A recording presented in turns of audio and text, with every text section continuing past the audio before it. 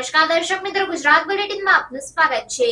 બોટાદથી સાળંગપુર 11 કિલોમીટરની diamond association દ્વારા પદયાત્રાનું આયોજન કરવામાં આવ્યું। બોટાદ ખાતે રત્ન કલાકારોની મહારેલી સાથે પદયાત્રાનું આયોજન કરવામાં આવ્યું। બોટાદથી સાળંગપુર કષ્ટભંજન મંદિર સુધીની બોટાદ ડાયમંડ એસોસિએશન અને રત્ન કલાકારોની પદયાત્રાનું આયોજન કરવામાં આવ્યું। હીરા ઉદ્યોગમાં ભારે મંદીના માહોલને લઈ ભગવાન કષ્ટભંજન દાદાને પ્રાર્થના સાથે પદયાત્રાનું આયોજન। મોટી સંખ્યામાં હીરા ઉદ્યોગકારો અને રત્ન કલાકારો દ્વારા પદયાત્રા કરી દાદાને ધ્વજા ચડાવવામાં આવશે।